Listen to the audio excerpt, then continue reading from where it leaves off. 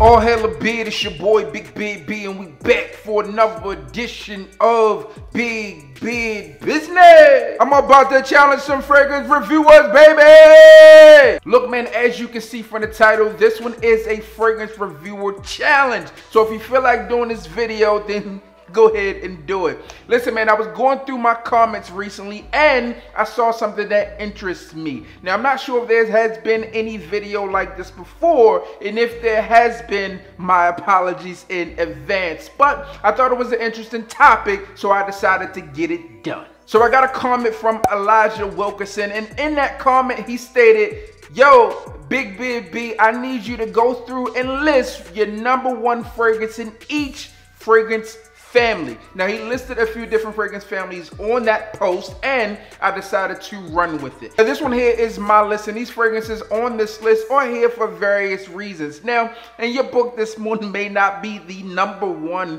fragrance. And here in my book, it may not actually be the #1 fragrance, but it may hold a special place in my heart, which is why it's on today's list. So let's go ahead and hop into it now that you know what we're doing. Now, one of the fragrance families he told me to tackle was Oud. Now, Oud in itself can be a quite challenging note to work with, and it's not everyone's cup of tea. But when it's done right, it's done right. Now, this one was difficult for me because there are a lot of Oud fragrances that I enjoy and others not as much as the ones that I do, but the ones that I like, I really like. Now, I narrowed this down to 3 or 4 fragrances before finally deciding on this fragrance. But the #1 fragrance for me in the Oud family at the moment is Oud for Greatness. Now, to me, Oud for Greatness is a easy entry into Oud. It has a number of Oud notes, also mixed with lavender, patchouli, and saffron.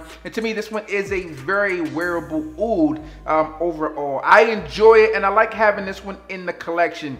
I'm not exactly sure what year I added this one to my collection, but I think that this one is really dope. I think this one was added in 2018, and I think I did my official review in 2019.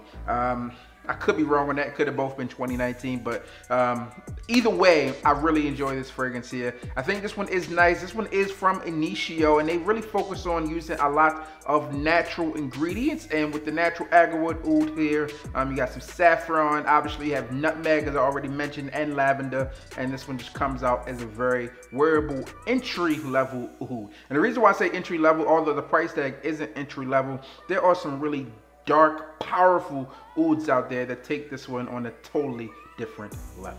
Now, the next fragrance family on the list that I had to pick a #1 spot for was a Fougere. Now, if you're not familiar with Fougere fragrances, they generally are on the scale between woody and fresh. They often have notes of lavender in them as well. Now, this fragrance that I am mentioning isn't really the best Fougere fragrance out there, but it holds a special place in my heart because I really hated this fragrance, but I began to learn to enjoy it, and I feel like I was young when this fragrance came out. I was still in like middle or high school when this fragrance came out, and I feel like that it began to help my nose mature a bit, and that fragrance comes from Jean-Paul Gaultier, and this one is Le Male. Yes, man, the body himself, all right, the balls, whatever you want to call him here. This fragrance has performed well and has birthed a ton of other flankers that have done well. Obviously, you have Ultramar that has done well. You have Le Male in the navy, and the list goes on as these fragrances really stand out. Now, one of the ones I was thrown off with that I didn't enjoy was Le Male Le Fleur or something like that. It was the one in the white bottle. I blind bought that one years and years ago and hated it. But this one here, generally speaking, does well. But actually, what kind of re-sparked and re-energized me on this one here is my son wore this one the other day. So Marcus wore this one. I smelled it on him, and it smelled really amazing. This is also one of the original Beast Mode fragrances, as the performance on this one, at least the original bottles, were really, really nice. Simply put, this one is vanilla, mint, and lavender, and it still works all these years later. So, favorite Fougere at the moment, maybe not favorite, but it's there, Le Male, the original. Now, the next fragrance family on the list is one that I don't dive into much, but I do have some that I enjoy. This one to me is a criminally underrated fragrance from the house of Creed from the Aqua Original line, and this one is Creed's Vetiver Geranium. Now, I know some of you out there may think like, yo, B, that's not like a floral fragrance. Well, this one is a woody floral musk fragrance, and this one also surprisingly topped my 2018 most complimented fragrances list, as I got a ton of compliments wearing this fragrance. Now, some notes in this one is pretty different. You have Granny Smith apples here, you obviously have vetiver, you have geranium, you have patchouli, cinnamon, and rose, and the list goes on. This one is a spring staple, although it didn't make my spring list this year. This is definitely one that you can pull out in the spring and summer and really rock like a boss. Again, this one is a underrated fragrance for the house, so it's not likely that people will have this one in their collection, and it's also on the less expensive side when it comes to Creed fragrances. I think you can pick this one up at discounters around the $100 to $150 price point. So solid fragrance to have in a collection. And if you like floral fragrances, but you're not like a big floral person, then you can jump on this floral, woody, musky fragrance, Vetiver Geranium. And the next fragrance category he provided me with were green fragrances, and to me, this one pretty much lines up exactly how it sounds. So this one is going to be leafy, earthy, green vegetable type of fragrances that you can rock. And one of the ones that I talk about a ton of times, it's probably one of the more compliment fragrances within my collection, and most of you probably know what this one is. This one is Creed's Green Irish Tweed. All right, man, so Creed's back to back on this one.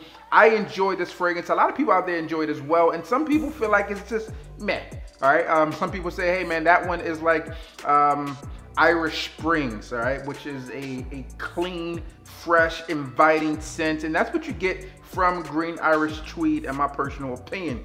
I enjoy this one. You obviously have some citrus notes in here. You have a lot of green notes in here, and it gets the job done. Is it worth the price? I say it is, especially when you're looking for it in this bottle. Again, there was like the Miami version, which was the same juice, just a different presentation, and it jacked the price up about another $400 or $500, which I did not feel that was worth, but it was more or less an art piece at that point. So there you have it, man. Green Irish Tweed takes the spot for my green fragrance. Now the next fragrance category is one that is used in almost every fragrance category. It's used in a lot, and this one is musk. Now musk originally is like naturally sourced from like wild animals like deer and things of that nature, where it secretes that smell, and I don't think we really source it that way anymore, at least haven't done it for a while. This fragrance has musk in it. It's woody, it's musky, it's aromatic. It's a fragrance that I enjoy. I talk about it a lot. It's made a number of my lists. Some of you love it, some of you hate it, but it's a staple on this channel, and it's none other than Burberry's Touch.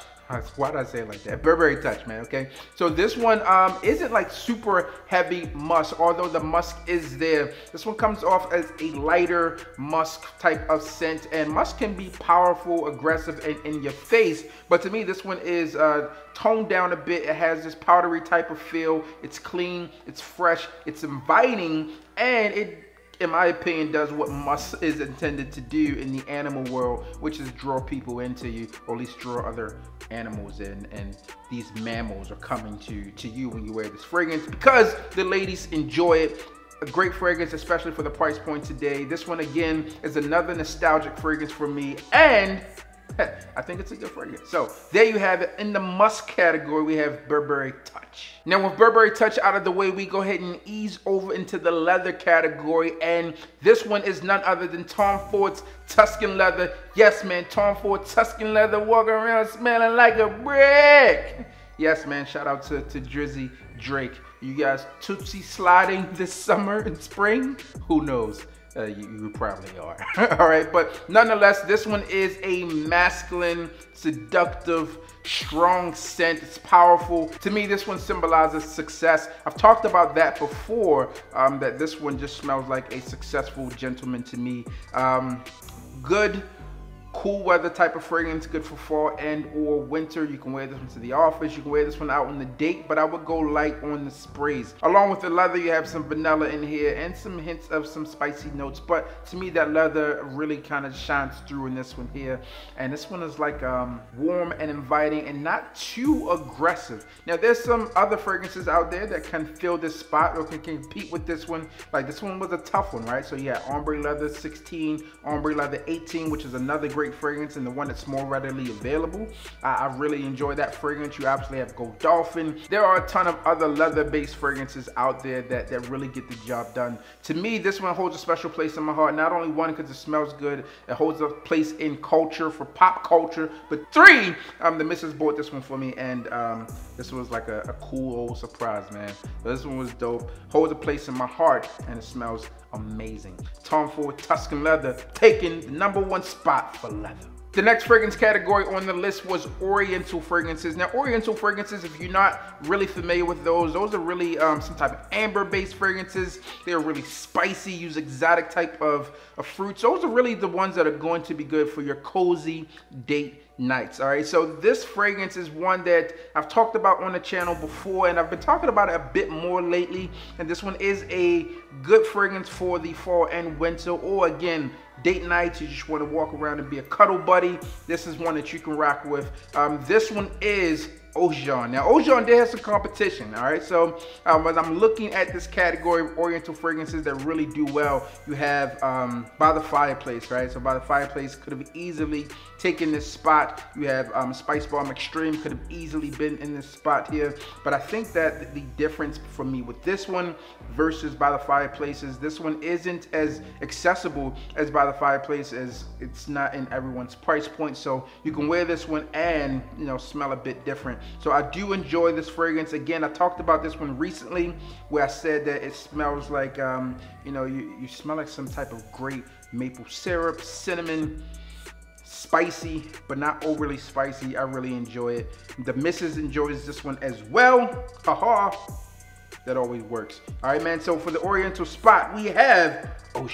Now, just as we did back-to-back with the Creeds, we're going to do back-to-back with PDM, and this next category is tobacco. And obviously, if I'm not going for Tom Ford's Tobacco Vanille, then I'm going for Harrod. All right, man. So Harrod is this really nice tobacco scent, and it's probably one of the more popular tobacco-based fragrances out there, at least in the niche world. This isn't for everybody, all right? And I don't think that tobacco-based fragrances are for everyone, but this one works. This one works on a man or a woman, so you can say this one is unisex, although I think that, at least for me, I prefer to smell it on me versus I don't think I would want my wife to smell like this. But overall, this is a nice scent. It lingers in the air, has a good sillage, nice projection. It stays on the skin for a while. And again, with what it's done in terms of compliment factor and working, this thing here obviously gets the job done. Now, in addition to that tobacco, you have leather, you have cinnamon, you have pepperwood, and incense in this fragrance. This one really comes off as a rich, sophisticated, and seductive scent. One that I'm happy to have in the collection. I also gave one of these things away, man. So this is one that I had doubled up on, but I gave one away for a giveaway, obviously, on the channel. So Harrod from Parfum de Marly takes the tobacco spot. Now we are down to the final two fragrances on this list, and this next fragrance category is a woody based fragrance. Now there's a fragrance that I was going to place here, but it has since been discontinued in its original format, so I had to slice it. And I think that this fragrance that I'm about to mention is super nice. I don't think I've ever talked about this fragrance on the channel, but this one comes from Penhaligon's, and it's none other than Halfeti. Now Halfeti is this nice woody scent. You have some citrus in here as well. You have a lot of other notes in here as well. In addition to those woody notes like cedarwood, you have some oud in here, you have vanilla, you have some saffron. This thing just really just pops. All right, this is like a realistic wood type of scent. Now if you're looking for something more on the designer side, you can try Pure Wood from Mugler. Is also a good woody based fragrance, but to me this one takes the cake when it comes to wood based fragrances. I don't think that this one gets a lot of recognition out there, but the compliment factor is nice on this fragrance. It performs, it's not super powerful, and it doesn't like project a ton, but it does have a nice central and sillage, nice little bubble around you. You're gonna smell like wood, man. There are some other fragrances, again, that perform well in this category space, but I definitely think that this is one that you should get your nose on, try out. Oud Fragrances from Penhaligon's. And then the final one here is one that I actually tweaked it as I put a actual fragrance category, as he had a based on a fragrance concentration, which was the Eau Fraiche category. So I thought that this one would be a better play, a way for us to dive into this a bit more. And this one has been a #1 in my book for a while. This one comes from Killian. This fragrance in the Gourmand category is one that would have been placed in a #1 list on many of my lists, and this one is none other than Killian's Black Phantom. Now this one is Irish coffee, it's whiskey, you have some chocolate, you have caramel in this thing, and it really, really performs. This one again isn't for everyone, but it is for me, and this one is my list, so therefore it is here. If you're not familiar what a gourmand fragrance is, gourmand fragrances are fragrances that kind of resemble some type of food. They may be sweet, and pretty much this one takes the cake. No pun intended there. All right, so this one, again, really nice fragrance. It has some depth with it. Really, it's very, very nice. I've purchased this one. My wife and I purchased this one for my father-in-law. Obviously, I've had a bottle. I've given away a bottle. And my mother-in-law, she's going to get this one as well. So this one is a unisex scent that can work extremely well on both sides of the ball, if you ask me here. That's weird. You see where I'm going with this one, man. So all you other fragrance reviewers, baby, challenged. Yes, man, you have been challenged to give me your #1 in each one of these spaces here, all right? So that's all I have for you guys and girls out there today. Hopefully, I get to see this thing moving around. As always, I'm your boy, Big B. Don't forget to like, comment, and subscribe. Tell a friend to tell a friend there. We are back again. And you already know what I need you to do. Just hit the goddamn